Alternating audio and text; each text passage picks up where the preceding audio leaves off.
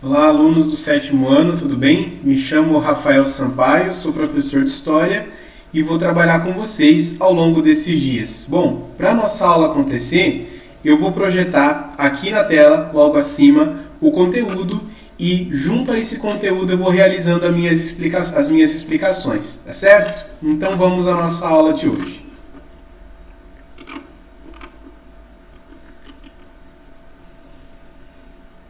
Bom, primeira coisa que nós vamos compreender aqui do nosso conteúdo é Idade Moderna. Que período se encontra isso? Qual é esse período histórico? A Idade Moderna ela é datada de 1453 a 1789. Vamos pensar aqui no Brasil. O Brasil foi começado a colonizar em 1500, então olha só, em 1453, 1789, nós estamos aí aqui na nossa região, no nosso Brasil, nos nossos 300 primeiros anos de colonização, só para a gente se situar aí, tá bom?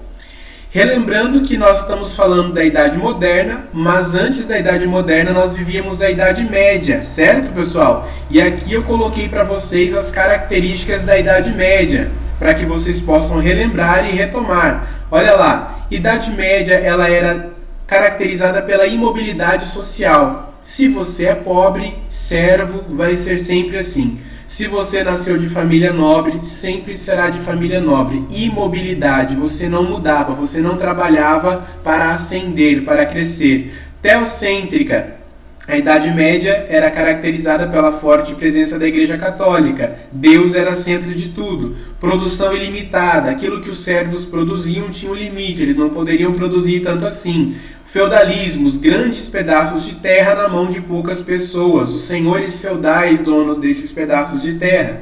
Descentralização política, esses senhores feudais mandavam nesses pedaços de terra. Depois, na Idade Moderna, nós vamos ter a centralização política. Enquanto na Idade Média o senhor feudal comandava as suas terras, na Idade Moderna quem vai comandar tudo é o rei. Aqui na Idade Média surge o renascimento comercial, então começa a surgir o comércio e começam a surgir as cidades. E também surge uma classe chamada burguesia, que eram aqueles de uma linhagem de família nobre. Então só lembrando um pouquinho de como era a Idade Média. Falando agora da Idade Moderna, quem é a figura principal, quem é o centro da Idade Moderna? É o rei, assim como está projetado nesse telão para vocês. O rei é o centro de tudo na Idade Moderna. Todo o poder político, econômico, cultural e até mesmo religioso está centrado na mão desse rei. Como era organizada essa sociedade moderna? Ela era organizada aqui, ó.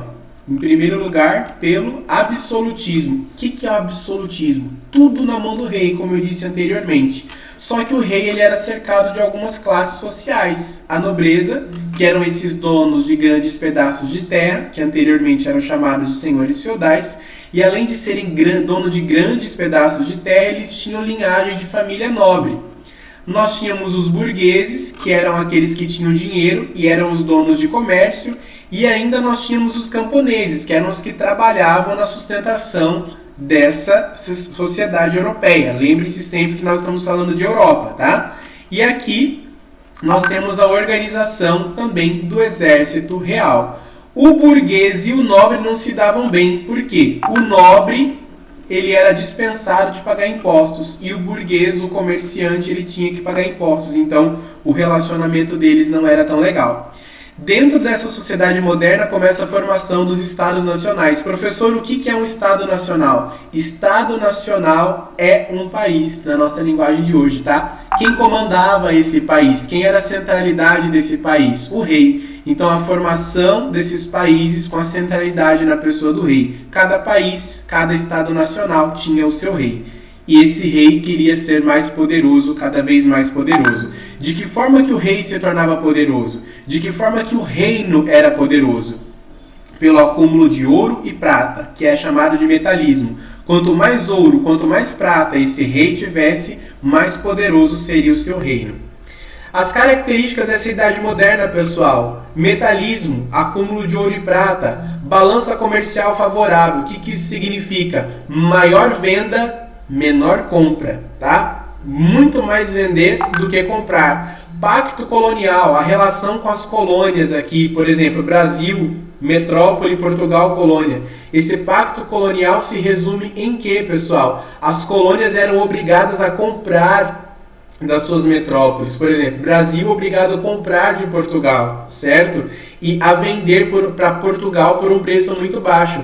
A colônia não poderia comercializar com outro, a prioridade era a sua metrópole. Escravismo, mão de obra escrava é uma característica da Idade Moderna. Monopólio, o poder na mão do rei. Protecionismo, ou seja, o rei, tudo tinha que passar por ele, o comandante de todas as coisas.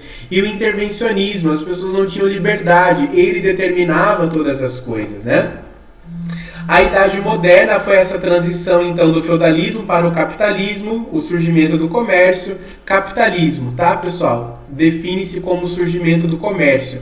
Ela passa a ter mobilidade social. Lembra que na Idade Média não tinha mobilidade social? Na Idade Moderna passa a ter mobilidade social. Outra questão é o racionalismo, o uso da razão. Antes tudo se justificava pela fé e por Deus. Agora não, agora se faz um uso, uma crítica, né? Outro ponto importante aqui, a expansão marítima europeia. Começam as grandes navegações. Em busca de quê? Em busca de especiarias, de ouro, de prata, em busca de bens, em busca de comércio também, em busca de alguém que compre. Então, a expansão marítima europeia ela vai ter uma grande importância, tanto para adquirir produtos para mão de obra barata e também para que eles possam ter contatos com compradores. Acontece uma nova forma de ver o mundo na Idade Moderna. Existe o renascimento do campo das ideias e também a reforma protestante. A Igreja Católica passa a não ser o centro de tudo.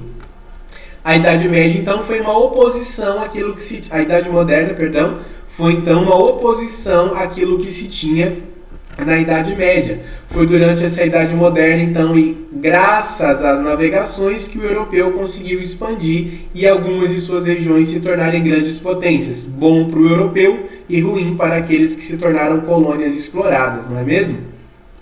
O domínio dessas regiões colonizadas resultou numa grande riqueza para o europeu e em uma grande exploração para aqueles que se tornaram colônia.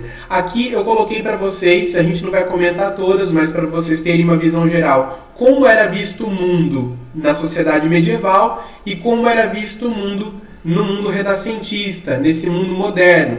Antes Deus era o centro de tudo. Agora na sociedade moderna o homem é o centro de tudo. Antes a verdade era a Bíblia. Agora a verdade é a razão, é a crítica. Antes a sociedade ela era imobilizada. Agora não. Agora o homem pode evoluir. Agora o homem pode crescer. E ele pode crescer através do quê? Do trabalho. Antes o acúmulo de bens era pecado para a igreja. Agora você pode acumular bens. Antes você tinha o ascetismo, a vida tinha que ser afastada dos prazeres, dos desejos. Agora você tem o hedonismo, valorização do prazer, do homem, do corpo, do bonito, do belo, tá, pessoal? Acontecem as reformas, aí, principalmente a reforma protestante. Por que a igreja católica na Idade Moderna ela cai em descrédito? O clero está cometendo algumas coisas erradas, o clero está decadente, a venda de indulgências, por exemplo, você vai doar um terreno, um pedaço de terra para pagar o seu pecado, né? Para conseguir um pedaço de terreninho lá no céu. Então tudo isso é uma grande dificuldade para os reformistas, que começam a criticar a religião católica. Mas a Igreja Católica não deixa isso barato, ela vai fazer a contra-reforma, ela vai combater os reformistas. E aí nós vamos ter as medidas tomadas pela Igreja para que acontecesse essa contra-reforma. Aqui é importante vocês saberem que nós vamos retomar cada um desses itens numa aula posterior, tá joia, pessoal?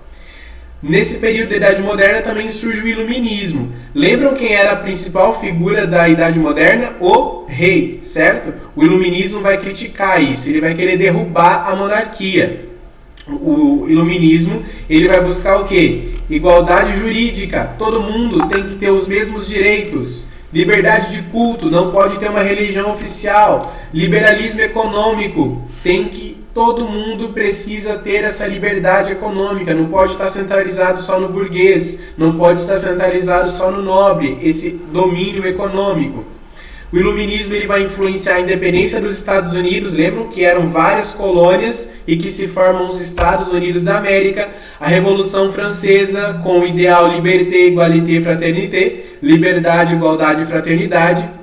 E essa Revolução Francesa vai causar então a queda da monarquia. E tantos outros movimentos de independência também vão ser causados por esse iluminismo surgido então na Idade Moderna e também em Confidência Mineira. Acontece a Revolução Industrial vai fazer produzir muito mais, então quanto mais essas potências europeias produziam, mais elas vão querer mercado consumidor. Então isso vai fazer com que se avance ainda mais em busca de novos territórios. Acúmulo de poder na mão de pouca gente. As pessoas passando por uma situação de extrema miséria, baixos salários. Lembram que as condições do trabalho aqui na Revolução Industrial eram péssimas. As fábricas nesse período de Revolução Industrial eram chamadas de fábricas satânicas, porque as condições eram desumanas, baixos salários e um horário extremamente exacerbado de serviço. Tá? Um horário que não era uma carga de 8 horas como nós temos hoje. As pessoas chegavam a trabalhar muito, muito mais que isso, sem intervalos, não se tinha sindicato por elas também. Aqui nós temos algumas consequências dessa revolução, né, dessa revolução industrial, mas principalmente eu quero destacar aqui a disputa de mercado, que é o que nós temos até hoje, né? Uma potência querendo ser maior que a outra. Por exemplo, aí, China, Estados Unidos da América, que cada vez mais querem ser aí potência internacional no ramo da economia. As relações de produção, olha aqui, feudalismo e capitalismo. Antes você tinha o feudo, pequeno pedaço de terra, agora você tem o capital.